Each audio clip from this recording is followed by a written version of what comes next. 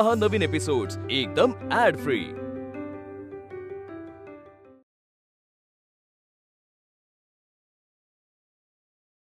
शिक्षणाने आणि परिश्रमाने कधीच कुणाचं नुकसान होत नाही। मुलगा असो वा मुलगी दोघांनाही शिकवा। मुली जितक्या उच्च शिक्षित होतील आपला देश तेवढीच प्रगती करेल। काय झालं? काय झालं?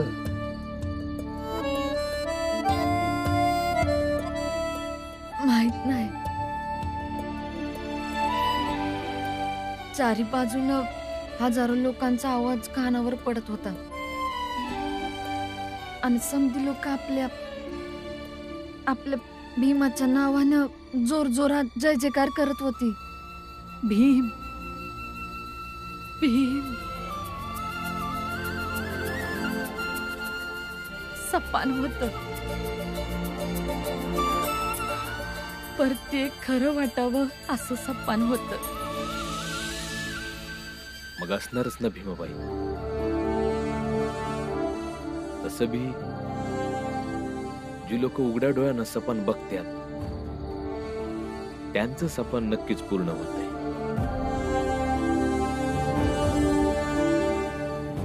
आणि आपला भीम त्याच वाटेवर आहे। मनात आणलं तर समधी स्वप्न पूर्ण होती। आई बाबा चला जेवायला।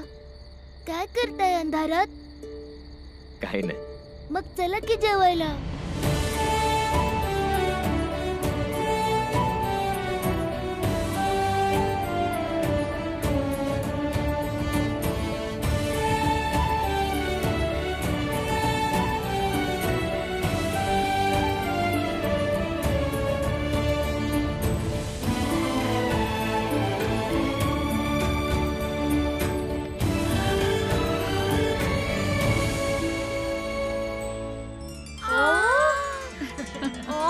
अगं काय गंगा?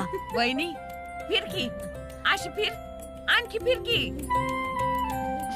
काय होत आहे तू? भाऊ तू भी फिर की। हाँ। वहिनी हा रंग तुझ्यावर इतका खुलून दिसतोय ना, समद्यांवर कापड इतकी खुलून दिसतायत। भीम तू भी कोट काढ लवकर। मी रातच्यालाच तुझ्यासाठी काळी माती भिजवून ठेवली होती। आता पतूर भिजली बी असल, झाक पैकी केसासनी लावून न्हावून घे, ठीक आहे? चल काढियो कोट।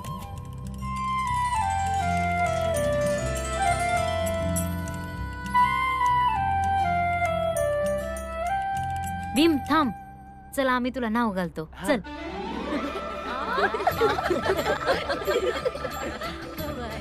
आई हा ती कापड माझ्याकडे दे। अगं काय करतेस ग? ते नसतंय काय, ह्याच्यात कोळसा टाकून करतात ते। काय बाबा? वहिनी जा लवकर तयार होऊन ये। भीमाबाई मी गुरुजीच्या घरला जातो। जी चिठ्ठी लिहायची आहे ती लिहून घरी घेऊन येतो। लवकर या। रामजी तुम्हा समद्यासने नवीन कापड कसे झाक दिसतायत बघ। आणि तुझ्यावर तर विचारच नगस, लय भारी दिसत होतास। चल मी बी तुझ्या संग येतो। माझ्या बाच्याचा एवढा मोठा दिस आहे, संगतीने आनंद साजरा करूया। आजचा दिवस बाच्याच्या नावावर कामाला खाडा करूया। हे तर अजून बेस झालं। चल चल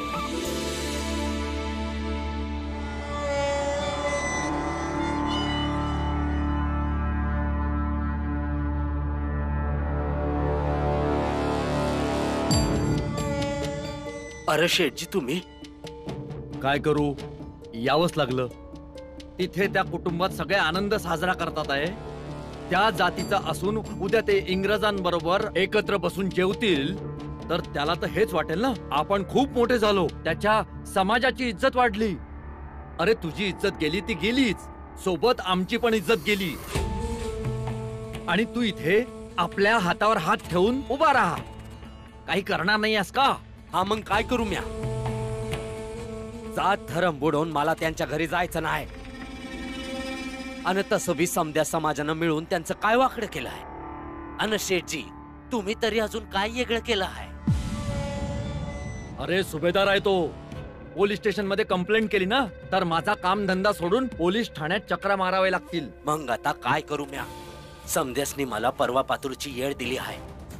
त्यानंतर ते मला जातीतून बाहेर काढणार आहेत. आता तुम्हीच काहीतरी उपाय सुचवा. उपाय सुचला तर आहे मला. या सगळ्याचं मूळ तो रामजी सकपाळ आहे.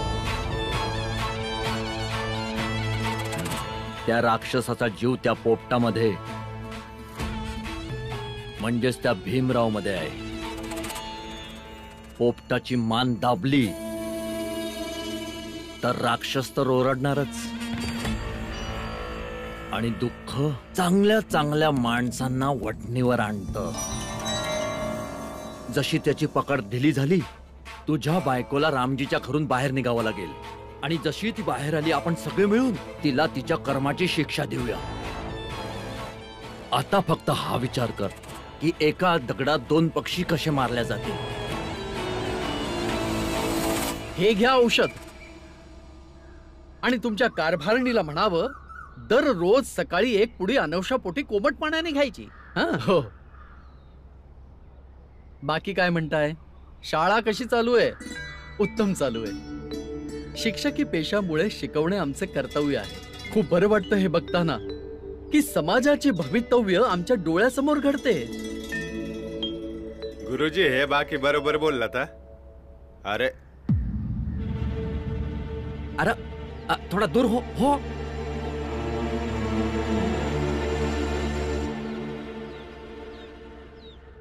हा सकाळी सकाळी इथं काय करायला आहेस? याचं तोंड बघितल्यावर अख्खा दिवस खराब जातोय. अहो असं नका बोलू. यांच्या मुलाने प्रथम क्रमांक मिळवून आपल्या शाळेचं नाव उज्ज्वल केलंय. अहो मग काय झालं? पोरगा पहिला आला म्हणून काय जात बदलणार हाय बाई? आता गुरुजी तुम्हीच सांगा. जर एखादं बेडूक उडी मारून डबक्याच्या काठावर आलं तर याचा अर्थ असा नाही की त्याने गैरसमज करावा की तो पाखरू बनून आबाळत बी उडू शकल. एकदम बरोबर बोललायस. पण जर समजा अंधळ्याच्या हाती सावज लागलाच तर त्याचा हा अर्थ होत नाही की अंधळा शिकारी झाला. आता डोक्यावर का उभा आहेस? औषध हवं असेल तर संध्याकाळी आहे. नाही नाही, गुरुजींकडे व्हायचं काम होतं. शाळेला गेलो तेव्हा कळलं ते इथं आहेत म्हणून म्या.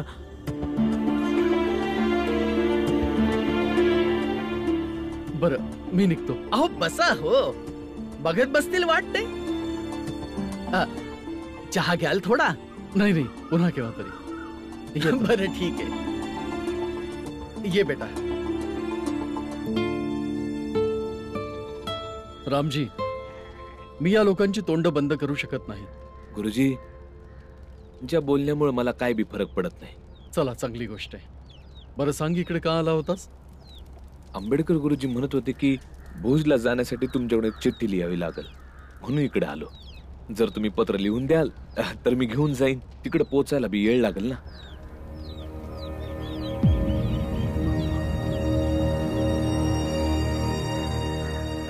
काय झालं गुरुजी? रामजी तुला वाईट वाटेल पण मी हे पत्र तुला लिहून देऊ शकत नाही.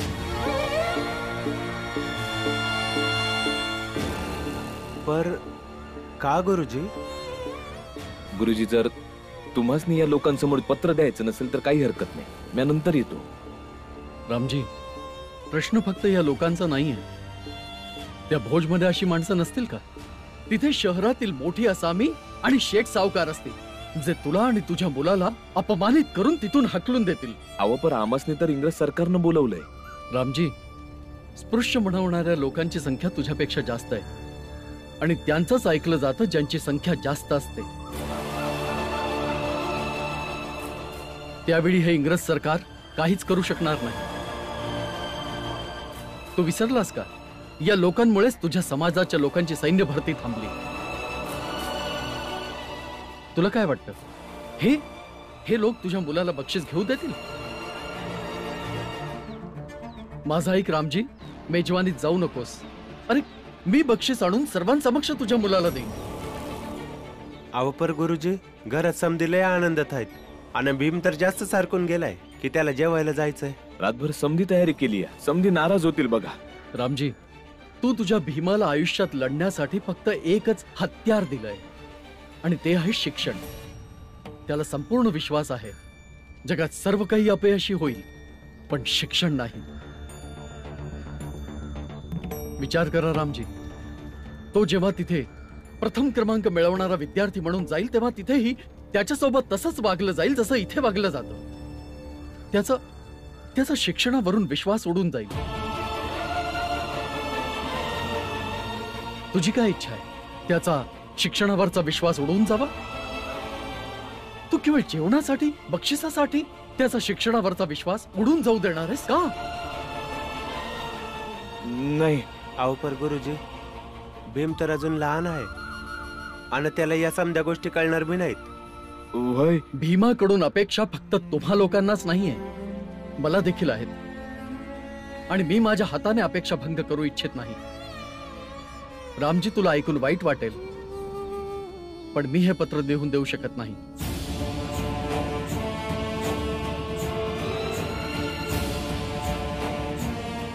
आता तुला याचं वाईट वाटेल पण यातच तुझ्या मुलाचं हित आहे. काय झालं गुरुजी? काही घडलं का? इथंच येऊन समजावून सांगा लागल का या रामजी सकपाळला? रामजी सकपाळ स्वतःच खूप समजदार आहेत. त्यांना फक्त सांगावं लागतं, बाकी ते स्वतःच समजून घेतात. जा रामजी, भीमाला तू स्वतःच समजव.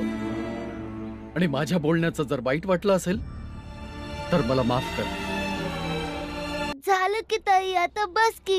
हे गे, तुझा कोट तयार. नीट तयार हो भीम, तिथं लय मोठी मोठी लोक येणार आहेत आणि तू असंच गेलास तर कसं होईल?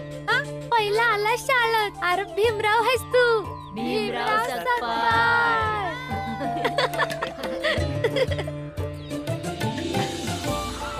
आई किती सुरेख दिसायलीस ग तू.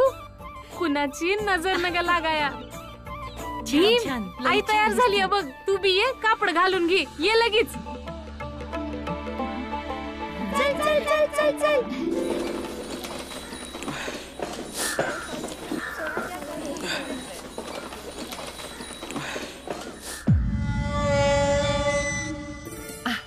अव दादा, इथंच थांबा तुम्ही. आता माझे वहिनी भाऊ समजे येतील ना, त्यासनीच घेऊन जायचंय.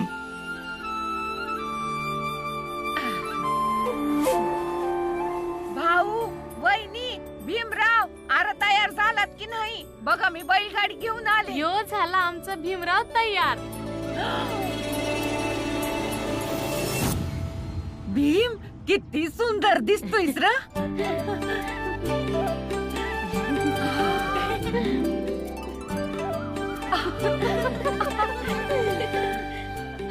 अगदी नव्या नवरी सारखी दिसतेस.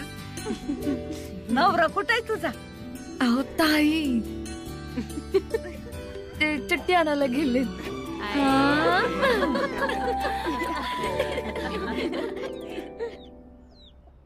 पण मी हे पत्र नाही लिहू शकत. तिथे शहरातील मोठी असामी आणि शेख सावकार असतील जे तुला आणि तुझ्या मुलाला बेअब्रू करून भोजनामधून बाहेर हकलून देतील. म्हणून सांगतो रामजी, मेजवानीत नको जाऊ. विचार करा रामजी, तो जेव्हा तिथे प्रथम क्रमांक मिळवणारा विद्यार्थी म्हणून जाईल तेव्हा तिथेही त्याच्यासोबत तसंच वागलं जाईल जसं इथे वागलं जातं.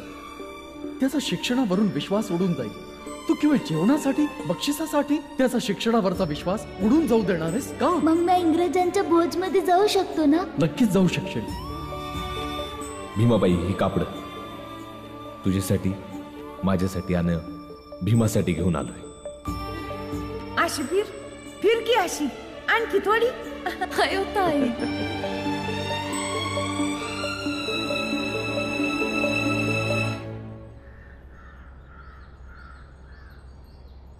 समजना झालंय. काय सांगू म्या भीमाला? का नाही जायचंय भोजला? समद कुटुंब लय खुश आहे ना म्या. रामजी, मी तर सांगतो तुला, तू चिठ्ठी न घेताच जा. आणि तुला कोणी अडवलं ना तर त्यासनी छाती ठोकून सांग की माझा मुलगा भीम समध्या शाळेत पहिला आला आहे. होऊन होऊन काय होणार आहे? तिथं काही अपमान करणारी लोक असतील, पर सरकार बी असेल आणि त्यासने बी कळेल की त्यांच्या माघारी काय चाललंय ते. आणि तसं बी रामजी, ही इंग्रजी माणसं जात धर्म काही मानतच नाही. विषय चिठ्ठीचा नाही पुरंजन, विषय लोकांच्या मनाच्या दोषाचा. तसं बघायला गेलं गुरुजी बरोबर बोलत होते. जर इथं कुणी त्याची मस्करी केली तर त्याचा भरोसा राहणार नाही र. मग विचार कर काय सांगायचं ते. अखेर भीमरावला काहीतरी सांगावंच लागेल ना.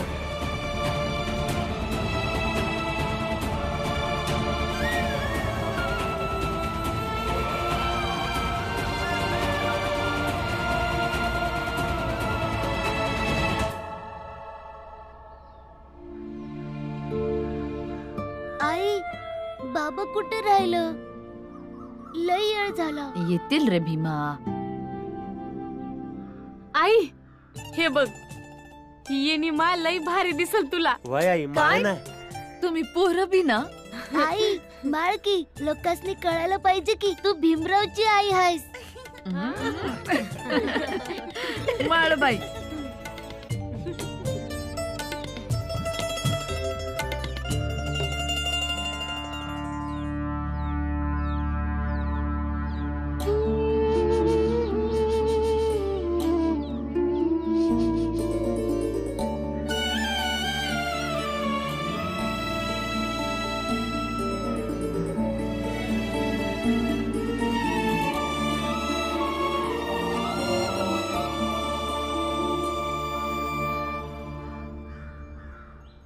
आई, बाबा आलं.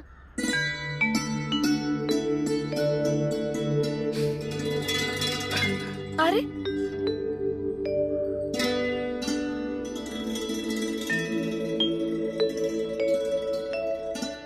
बाबा एवढा वेळ का लावला?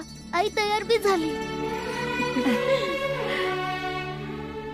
बाबा हे घ्या, जा जाऊन आवरून घ्या. आम्ही तुमचीच वाट बघत होतो. आवरा लगेच बाबा.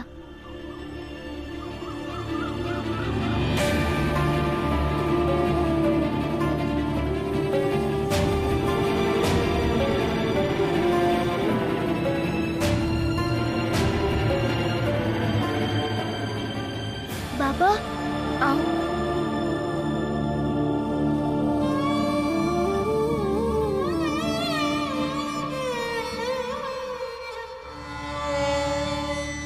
काहीतरी गडबड दिसतीये. चला बघूया. चला. काय झालं? हे घ्या, लवकर तयार व्हा, नाहीतर उशीर होईल. तो जेव्हा तिथे प्रथम क्रमांक मिळवणारा विद्यार्थी म्हणून जाईल तेव्हा तिथेही त्याच्यासोबत तसंच वागलं जाईल जसं इथे वागलं जातं. त्याचा शिक्षणावरून विश्वास उडून जाईल.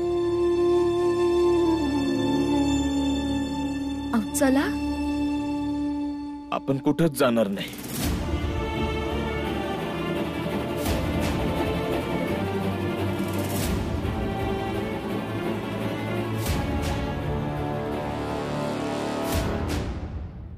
काय झालं? गुरुजींनी चिठ्ठी लिहायला नाही म्हटलं बाबा. तुम्ही असं गप का बाबा? बोला की. भाऊ, गुरुजींनी प्रमाणपत्र नाही दिले का? नाही, तसं काही नाही. उलट ते तर म्हणले मोठ्या आनंदानं रामजी सकपाळ जा. तुझ्या पोरानं तर शाळेचं नाव मोठं केलंय. मग नाही म्हणायचं कारण? जिथं भोज आहे ते इथनं लय लांब आहे बघ. जाण्या येण्यातच एक दिवस जाईल. त्यात थंडी बी जास्त आहे.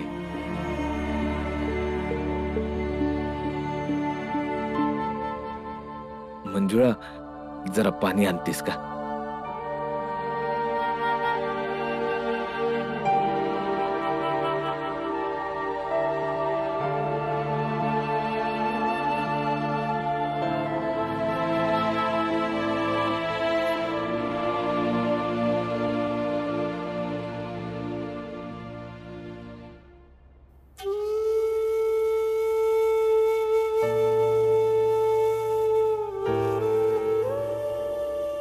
आणि जेवढं पैक तिथं खर्ची पडतील त्याच पैशात आपण 10 दिवस तिथल्या वानीच मजा करू शकतो.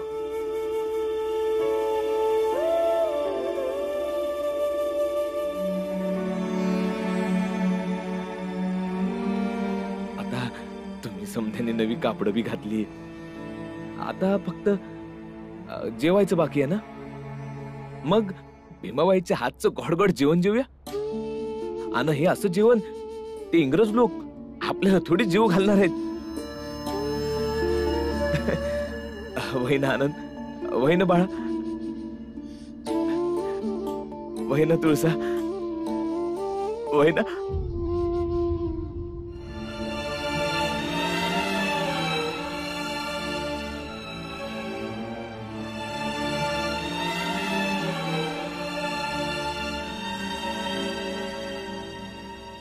आता तुम्ही समजे म्हणताय तर म्या हे नवीन कापड बी घालतो. पर तिकडे जायची गोष्ट नका करू. आपण इथं मजा करूया समधी. मग बाबा, गुरुजींनी जी लिहून दिली चिठ्ठी आहे ती दावा.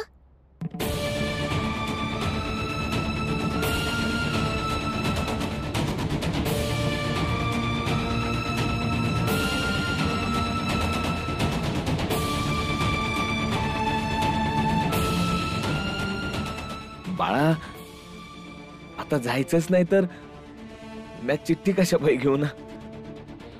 आणि म्या त्यासनी साफ सांगून आलोय की तुम्ही स्वतः जा आणि माझ्या पोरासाठी बक्षीस घेऊन या.